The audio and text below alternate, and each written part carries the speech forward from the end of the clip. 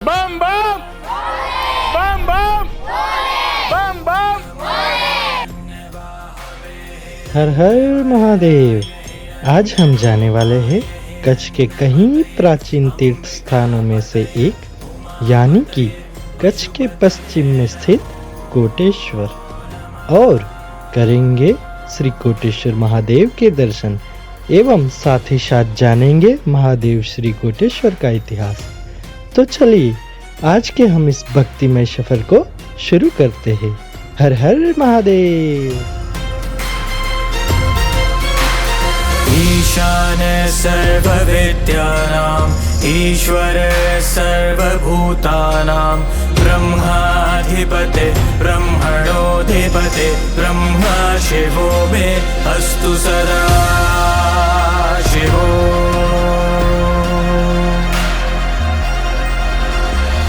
ईशान सर्वविद्यानां ईश्वर सर्वभूतानां ब्रह्माधिपते ब्रह्मणोऽधिपते ब्रह्मा शिवो मे अस्तु सदा शिवो।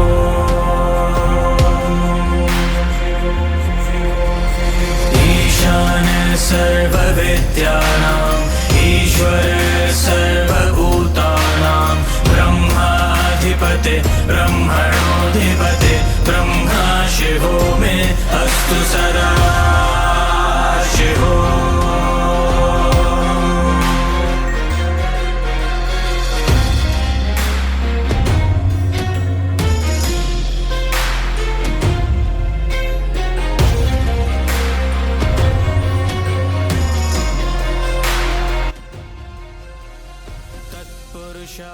तो आइए जानते हैं महादेव श्री कोटेश्वर का इतिहास और करते हैं महादेव श्री कोटेश्वर के भव्य आरती के दर्शन। ये जो शिवलिंग है ये बहुत ही प्राचीन शिवलिंग है त्रेता युग का। ये शिवलिंग की स्थापना है दशानन रावण ने किया था त्रेता युग में। रावण शिव जी का परम भक्त कहलाता था। रावण सबसे पहली बार कैलाश में तप किया और भगवान को प्रसन्न किया था।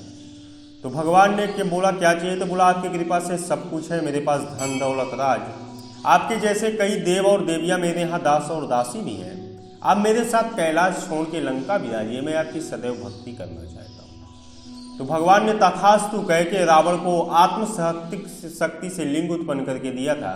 यदि लिंग तुम ले जाके लंका में स्थापित कर दो और जब तक तुम मेरी भक्ति करोगे तब तक तुम्हें कोई जीव मार नहीं सकता। तो रावण सबसे पहली बार लिंग लेके जमीन मार्ग से लिंग लंका ले जा रहा था। तो उसके साथ गणेश जी ने छल कर लिया और लिंग को रखवा लिया बाबा बैजनाथ धाम बिहार। वो शायद बिहार में पड़ता है। अब 2002 से वो झारखंड लगने लगा। दूसरी बार रावण ने फिर से कैलाश में तप किया और भगवान को फिर से प्रसन्न किया और दूसरी बार भी रावण जमीन मार्ग से लिंग लंका ले जा रहा था। तो उसके साथ इंद्र आदि देवों ने छल का पट किया और लिंग को रखवा लिया कर्नाटक में गोकर्ण के नाम से महाबलेश्वर। तीसरी वक्त रावण ने अखंड तपस्या घोर तपस्या कैलाश में फिर से की और भगवान को फिर से प्रसन्न किया और भगवान फिर उसे तथास्तु कह के आध्यात्मिक शक्तियों से लिंग उत्पन्न करके दिया था। इसीलिए ज्योतिर्लिंग में नहीं आते, ये आध्यात्मिक लिंग में आते। गुजरात में दो ही है, सोमनाथ और नागेश्वर। तो भगवान ने आध्यात्मिक शक्ति से लिंग उत्पन्न किया और रावण के हाथों में दिया था। तो रावण बोला प्रभु आप पहले भी मुझे 2 बार लिंग दे चुके पर मैं अपने कार्य में सफल नहीं हुआ, मेरे साथ देवों ने कहीं ना कहीं छल कपट किया, तो मुझे आप ऐसा रास्ता बताएं, मार्ग बताएं ताकि कहीं कष्ट बाधाएं न आए। तो भगवान तो भोलेनाथ तो बोले थे, रावण को इस बार आकाश मार्ग का रास्ता बता दिए कि तुम आकाश मार्ग का सहारा ले लो और सिंधु नदी का किनारा पकड़ के लिंग लंका ले जाओ, ये बात किसी को पता भी नहीं चलेगी। रावण कैलाश आकाश मार्ग से लिंग लंका ले जा रहा था। तो देवों को ये बात पता चल गई कि रावण इस बार लंका रख देगा तो अमर होगा, तो पूरे सृष्टि का विनाश करेगा। तो उस समय किसी देवों में भी इतना साहस नहीं था कि कोई रावण का सामना कर सके, क्योंकि रावण उस समय का त्रिलोकी विजेता कहलाता था। तो सभी देव आपस में भयभीत होकर ब्रह्मा जी और विष्णु जी से विनती की कि देव आप कुछ उपाय करिए, नहीं रावण इस बार लिंग लंका रखेगा तो अमर होगा, तो पूरी सृष्टि का विनाश कर देगा। तो ब्रह्मा जी ने एक माया किया और एक गाय का रूप धारण करके नीचे आके कीचड़ भरे गड्ढे में फंस गए और स्वयं विष्णु भगवान एक तपस्वी का ब्राह्मण का रूप धारण करके उस गाय को निकालने वाले बने। रावण आकाश मार्ग से लिंग लंका ले जा रहा था। तो उसके कानों में ऐसे शब्द पड़ गए कि मुझे कोई गौ रक्षा के लिए पुकार रहा है। आकाश में चारों तरफ देखा दिखाई कुछ नहीं पड़ा। जब उसकी दृष्टि नीचे पड़ी तो देखा कि एक गाय कीचड़ में फंसी हुई है और एक तपस्वी ब्राह्मणों से निकाल रहा है। यदि बिना निकाले गाय यहाँ से चला जाऊंगा, यदि मेरे यहाँ से जाने के बाद यदि गाय की मृत्यु हो गई तो मुझे गौ हत्या का पाप लगेगा। मैं जात का ब्राह्मण भी हूँ और मेरे हाथ में भोलेनाथ का शिवालय भी है। रावण सोचा गौ रक्षा धर्म है, गाय निकाल के आराम से लंका तक चला जाऊंगा, ये बात किसी को पता भी नहीं चलेगी। रावण नीचे आया, एक हाथ में लिंग रख दिया, एक हाथ से गाय निकालने का प्रयत्न किया, बल बुद्धि विद्या सारी लगा दी तो रावण से गाय निकली नहीं। तो रावण क्रोध के आवेश में आ गया कि ऐसा इस गाय में क्या है कि मैं त्रिलोकी विजेता और एक साधारण सी गाय को नहीं निकाल पा रहा हूँ। यहाँ चारों तरफ पहले टापू कीचड़ी कीचड़ था, सिंधु बहती थी। टापू जैसा समझ में आया, शिवलिंग को विराजमान किया, नीचे गाय निकालने के लिए गया, वहां गाय अदृश्य हो गई। जहां ब्रह्मा जी थे रावण को एक विशाल कुंड समझ में आया और बाद में गया कुंड ब्रह्म कुंड के नाम से विख्यात हुआ। और जहां विष्णु भगवान उस गाय को निकालने वाले बने थे, रावण को एक सोच पत्थर का स्तंभ समझ में आया और बाद में विष्णु भगवान स्वरूप पाप कुंड का स्तंभ माना गया। तब रावण समझ गया कि देवों ने मेरे साथ फिर से छल कर लिया, पर मैं इस बार लिंग लंका तक लेके जाऊंगा। रावण पीछे मुड़ के देखा, जहां रावण यहाँ एक लिंग रखा था, रावण को यहाँ कोटि लिंगों का दर्शन हुआ, करोड़ों लिंग बना, ताकि रावण पहचान न सके कि वो कौन सा लिंग कैलाश से लेके आया था। तभी रावण मायावी विद्या जानता था, अपने मायावी शक्तियों के बल के प्रयोग से लिंग को पहचान लिया। तो जो देवों द्वारा दैविक माया रची गई थी, कोटि लिंग बने थे, वो सब बाद में अदृश्य हो गए। जब एक लिंग रह गया तो रावण लिंग उठाने का गया, उस समय लिंग पूरी तरह दब गया। उस समय रावण की उंगलियों के निशान से लिंग बन गए, वो आज भी बना हुआ है। उस समय आकाशवाणी हुई, हे रावण तुम मुझे उठा नहीं सकते, मैं जो तुम्हें सूचना दिया था उसका तुमने पालन नहीं किया, मैं यहाँ सृष्टि कल्याण के लिए विराजमान हो गया हूँ, तुम वापस लंका चले जाओ। रावण सोचा लंका जाने हैं, अमर बनते जाऊं। रावण फिर से तप किया और भगवान को फिर से प्रसन्न किया। तब भगवान ईश्वर प्रसन्न होकर उसके नाभ में अमृत रख दी, तुम वापस लंका चले जाओ, जब तक कि तुम किसी को बताओगे नहीं तब तक तुम्हें कोई जीव मार नहीं सकता। रावण सबसे बड़ी शक्ति नाभ में अमृत पाया, यहाँ से अमर होकर लंका गया और यहाँ जाते ही अपने भाई विभीषण को बता दिया। भगवान बोले थे, जब तक कि तुम किसी को बताओगे नहीं तब तक तुम्हें कोई जीव मार नहीं सकता। बाद में विभीषण के भेद बताते हुए भगवान के हाथों से रावण का मोक्ष हुआ। उस समय यहाँ 33 कोट के देवी देवता है, एक उत्सव मनाने के लिए, क्योंकि सभी देव रावण के हाथों से मुक्त हुए और भगवान की स्थापना की। और यहाँ का नाम भगवान ने एक लिंग रावण रखा था, कोटि लिंग बना था, तब से देवों ने नाम दिया कोटेश्वर। और अपने 4 महासरोवरों में से ये अपना नारायण सरोवर कोटेश्वर, जो अपना नारायण सरोवर है, वो 4 महासरोवर जो पवित्र अपने माने गए चारों दिशाओं में से, उसमें से ये अपना पश्चिम का है अपना सबसे पहले सतयुग का नारायण सरोवर, दूसरा पंपा सरोवर, तीसरा बिंदु सरोवर और चौथा मान सरोवर जो आजकल कैलाश में आता है। इस तरह से भगवान विराजमान हुए। ये त्रेता युग, फिर ये द्वापर लगा, भगवान कृष्ण आए, अभी अपना कलयुग लगा, ये तीसरा युग हुआ।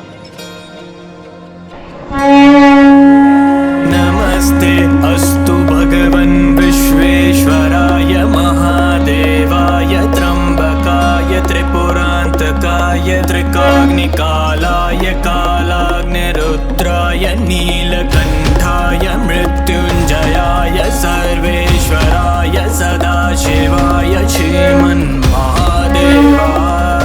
नमः।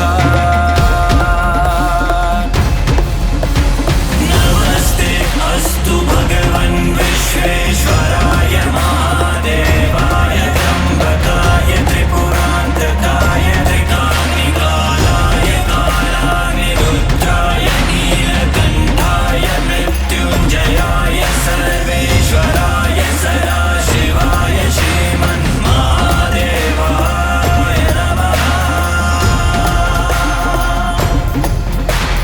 नमस्ते अस्तु भगवन् विश्वेश्वराय महादेवाय त्र्यंबकाय त्रिपुरान्तकाय त्रिकाग्निकालाय कालाग्निरुद्राय नीलकण्ठाय मृत्युञ्जयाय सर्वेश्वराय सदाशिवाय श्रीमन्महादेवाय नमः।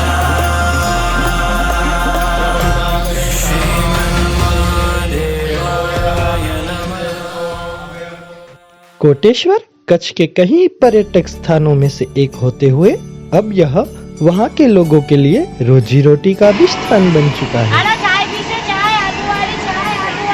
तो आइए कुछ बातें उनसे भी करते हैं। महाराज તમને કેટલા વર્ષ થયા હશે કોટેશ્વરમાં? કોટેશ્વરમાં મુકે 20 વર્ષ થયા. 20 વર્ષ થયા ને? અને ઈ સમજી ગયો કે મહાદેવ જે બાજુ में સમજી ગયો કે આજી રોજી રોટી આય બરોબર મેલી રહે તો ભરપૂર થાય. વાહ અંદર જાય સીધી ઠાકા જ છે. ઓ તો ભાઈ પોતાનું સીધી ઠગાય છે જ છીએ.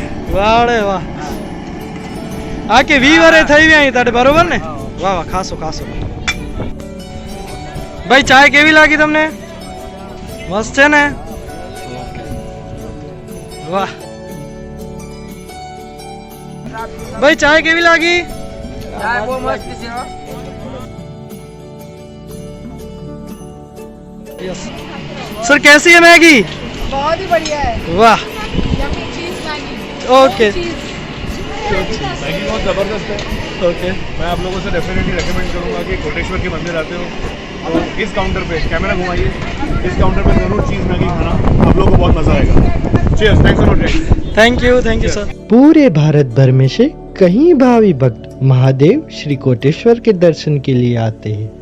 तो आइए जानते हैं उन्हीं से कि उन्हें महादेव श्री कोटेश्वर के दर्शन करके कैसा लगा।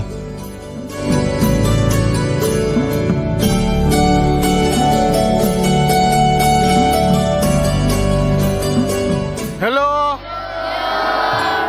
आप सब लोग कहाँ से आ रहे हैं રાજકોટ નવાગામ। હજી સંભળાણું નથી ક્યાંથી આવો છો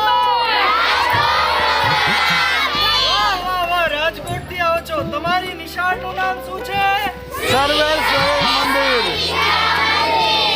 વાહ ફરીથી એક વખત સાહેબ તમે બોલી જાજો તમારી સ્કૂલનું નામ શું છે શ્રી સર્વેશ્વર વિદ્યા મંદિર રાણપર નવાગામ રાજકોટ। હું અમદાવાદથી આવું છું કયા બાજુથી અમદાવાદ મણિનગર દક્ષિણ સર સોસાયટી તમે અંકલેશ્વર અમે મલાડ મુંબઈથી। બોરીવલી મુંબઈ कहाँ से आ रहे हो आप थाना ओके हमें विराट सोमनाथ થી આવ્યા आप कहाँ से आ रहे हो सर मैं बॉम्बे से आया हूँ। बॉम्बे में વિલેપર। ओके ओके चलो અમે અમદાવાદ જિલ્લાના ધંધુકા તાલુકાના ખસ્તા ગામેથી આવીએ છીએ તમે અહીંયા કને મહાદેવના દર્શન કર્યા બધાએ હા, કેવા લાગ્યા બહુ મજા આવી। ખૂબ જ સરસ કારણ કે અહીંયા દ્રશ્ય ખૂબ જ રમણીય દ્રશ્ય છે અને આ દરિયા કિનારે ખૂબ જ સરસ એવું કોટેશ્વર મહાદેવનું મંદિર છે અને ખૂબ ભવ્યતા અનુભવાય છે आप सबने महादेव कोटेश्वर के दर्शन किए हाँ किए कैसा लगा अच्छा लगा બહુ સારો અનુભવ છે સારું છે બધું જૂનવાણી રાખ્યું છે ઓરિજિનાલિટી રાખી છે મંદિરની અને બહુ સારી રીતે મેન્ટેન કર્યું છે थैंक यू आपका ओके आपका नाम सर ધવલ આચાર્ય। धवल आचार्य ओके चलो thank you okay please don't tag me. Sir ma'am आपका ओके आप जो भी महादेव के बारे में दो शब्द बोलना चाहे अंदर से भाव से बोलिए हर हर महादेव शिव शंकर भोलेनाथ की जय હર હર મહાદેવ हर हर महादेव હર હર મહાદેવ बोलिए श्री कोटेश्वर महादेव जय જય સોમનાથ। बम बम बम बम बम बम बम बम बम बम। हर हर महादेव, हर हर महादेव। भारत माता की वंदे वंदे वंदे। हर हर महादेव पार्वती पते हर हर महादेव। आज की हम इस पावन यात्रा को यहीं विराम देते हैं और मिलते हैं एक नए सफर के साथ। तब तक के लिए आप सभी को हमारी ओर से हर हर महादेव।